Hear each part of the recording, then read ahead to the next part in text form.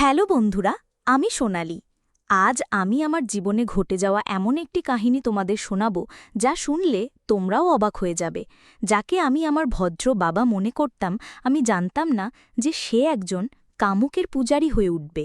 আমার তখন হুঁশ উঠে গিয়েছিল যখন আমার বাবা আমার সামনে এমন একটি শর্ত রাখলেন। হ্যালো বন্ধুরা, আমার নাম সোনালি। আমি এখন ২০ বছর বয়সী। আমার গায়ের রং ফর্সা এবং আমি দেখতে বেশ সুন্দর। আমি আমার শরীরকে সম্পূর্ণ ফিট রাখি। আমার বডি একদম চমৎকার। আমাদের বাড়িতে বাবা এবং আমার একটি ছোট বোন আছে।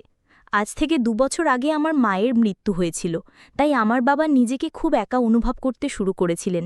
বাবার একাকিত্ব আমি সহজ করতে পারছিলাম না, কারণ তিনি খুবই বিষণ্ণ হয়ে পড়েছিলেন, কিন্তু তিনি আমাকে খুব ভালোবাসতেন। আমি বাবাকে খুশি রাখার জন্য সব চেষ্টা করছিলাম। কিছু সময় কেটে গেলে ধীরে ধীরে বাবার স্বভাবে কিছু পরিবর্তন আসতে শুরু করল। এখন বাবা আমার সাথে একজন বন্ধুর মতো থাকতে শুরু করেছিলেন। আমরা একে অপরের সাথে সব কথা শেয়ার করতে শুরু করেছিলাম, কিন্তু জানি না কেন বাবা আমাকে অদ্ভুত দৃষ্টিতে দেখতেন। একদিন জানি না বাবার মাথায় কি চলছিল, তিনি আমাকে বললেন, সোনালি, তোমার কি কোনো বয়ফ্রেন্ড আছে? আমি একদম ঘাবড়ে গেলাম যে বাবা এমন কথা কেন বলছেন, কিন্তু আমি বাবাকে না বলে উত্তর দিলাম যে আমার কোনো বয়ফ্রেন্ড নেই। তিনি আমাকে বলতে লাগলেন, সোনালি, তুমিও আমার কাছে খুব সুন্দর লাগো, ঠিক যেমন তোমার মা দেখতে ছিল। এখন আমি তোমার সাথে যে অনুভূতি পাই তা যেন তোমার মায়ের সাথে পেতাম। বাবার এইসব কথা শুনে আমার হুঁশ উড়ে গিয়েছিল। এমন সময় সেখানে আমার ছোট বোন চলে এলো এবং বাবাকে কোনো কাজের জন্য মার্কেটে নিয়ে চলে গেল। আমি বাবার সেই কথা শুনে হতবাক হয়ে গিয়েছিলাম। এখন ধীরে ধীরে আমিও বাবার ওপর দৃষ্টি দিতে শুরু করেছিলাম। এইসব ভাবতে ভাবতে কখন যে আমার চোখে ঘুম এসে গেল আমি টেরও পাইনি। যখন আমি উঠলাম তখন দেখলাম বেশ অন্ধকার হয়ে গেছে এবং বাড়িতে কেউ নেই। সম্ভবত বাবা এবং আমার ছোট বোন এখনও মার্কেট থেকে ফেরেনি। তারপর আমি বাথরুমে গিয়ে গোসল করতে লাগলাম। এমন সময় বাবা এবং আমার বোন মার্কেট থেকে ফিরে এলো। আমি তাদের কাছে গিয়ে কথা বলতে লাগলাম। তারপর বাবা বাইরে কোনো কাজে চলে গেলেন এবং আমি বাড়ির কাজ করতে লাগলাম। আমি সারাদিন বাবার কথাই ভাবছিলাম যে তিনি আমাকে এমন কেন বললেন। এমন সময় আমার একটি সখী আমার কাছে এসে বলল, আরে সোনালি, তুমি কি ভাবছ? এতে আমি বললাম, না কবিতা, আমি তো কিছুই ভাবছি না। তারপর আমি তাকে জিজ্ঞাসা করলাম, কবিতা, কেউ কি অনলাইনে টাকা কামানোর উপায় বলতে পারবে, কিভাবে টাকা কামানো যায়? কারণ আমি চাইছিলাম যে আমি নিজে টাকা কামাই। এখন তো আমার পড়াশোনাও শেষ হতে চলেছে। কবিতা আমাকে রাগের দৃষ্টিতে দেখে বলল, আরে চল, আমাদের জন্য টাকা কামানো তো সাধারণ কথা। তারপর আমরা দুজনেই নিজ নিজ বাড়ির দিকে রওনা দিলাম, কারণ আমাদের কলেজের ক্লাস শেষ হয়ে গিয়েছিল। আমার বান্ধবী তার বাড়ির দিকে যাচ্ছিল এবং আমি আমার বাড়ির দিকে যাচ্ছিলাম। এমন সময় রাস্তায় আমি আমার বাবাকে দেখলাম। তাকে দেখে আমি একদম চমকে গেলাম। বাবা তার সাথে অন্য একজন মহিলাকে নিয়ে ঘুরছিলেন এবং তাকে শপিং করাচ্ছিলেন। পরে আমি দেখলাম তারা কোনো হোটেলের দিকে যাচ্ছেন। আমার তাদের ওপর প্রচণ্ড রাগ হচ্ছিল যে বাবা কিভাবে এমন কোনো অপরিচিতা মহিলাকে নিয়ে মার্কেটে ঘুরছেন এবং তার সব টাকা নষ্ট করছেন। তারপর আমি সেই রাগেই বাড়ি চলে এলাম এবং বাবার ফিরে আসার অপেক্ষা করতে লাগলাম। আমি আমার ছোট বোনকে কোনো কথা বলিনি, যাতে তার মনে আমাদের বাবার প্রতি কোনো খারাপ ধারণা না আসে। তারপর সন্ধ্যার সময় যখন বাবা বাড়ি ফিরলেন, তখন আমি তার রুমে গেলাম এবং দেখলাম তিনি টিভি দেখছেন। আমি তাকে জিজ্ঞাসা করলাম, বাবা, আপনি মার্কেটে কার সাথে ঘুরছিলেন?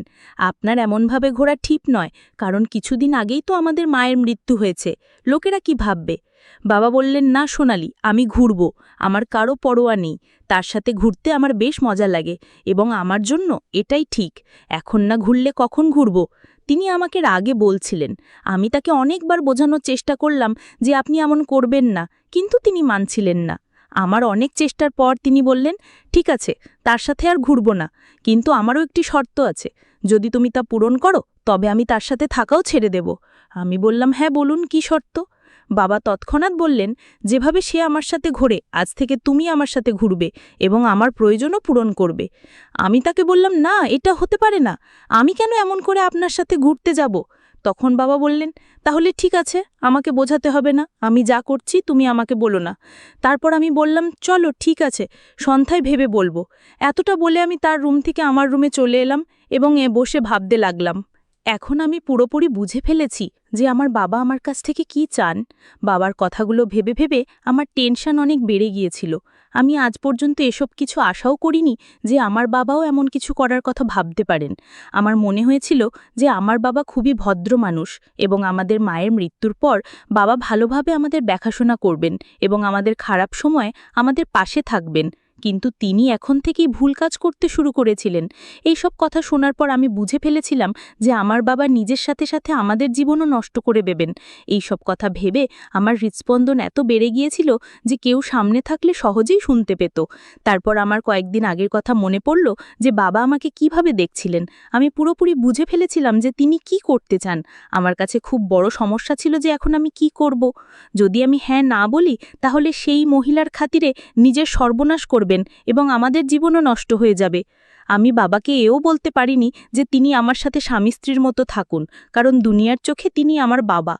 তারপর হঠাৎ আমার মনে হলো যে হয়তো এই কথা ঘরের মধ্যেই থাকবে, এতে আমার ছোট বোনের জীবনও বেঁচে থাকবে এবং আমার বাবাও সঠিক পথে ফিরে আসবেন। এইসব ভেবে ভেবে আমি ঘুমিয়ে পড়লাম। তারপর যখন সকালে উঠলাম, বাবার ঘরে গেলাম। প্রথমে আমি বাবাকে অনেক বোঝালাম, কিন্তু তিনি আমার একটি কথাও শুনতে রাজি ছিলেন না। তারপর আমি তাকে বললাম, ঠিক আছে বাবা, আমি আপনার শর্ত মেনে নিচ্ছি, কিন্তু আগে আমরা শপিং করব। তারপর আমি বাবাকে বললাম যে এই কথা বাইরে কেউ জানতে পারবে না এবং আপনি আজকের পর কাউকে সাথে দেখাবেন না। তিনি বললেন, ঠিক আছে ঋতিকা, আজকের পর তুমি যেমন বলবে আমি তেমনই করব। বাবার কথা শোনার পর আমি তার কাছে গেলাম যার সাথে আমার বাবা এদিক ওদিক ঘুরতেন এবং তাকে ভালোভাবে বুঝিয়ে এলাম। তারপর বাড়ি এসে আমি আমার ছোট বোনের কাছে গেলাম এবং নাস্তা বানাতে লাগলাম, কারণ আজ রবিবার ছিল, তাই আমাদের কোথাও যেতে হয়নি।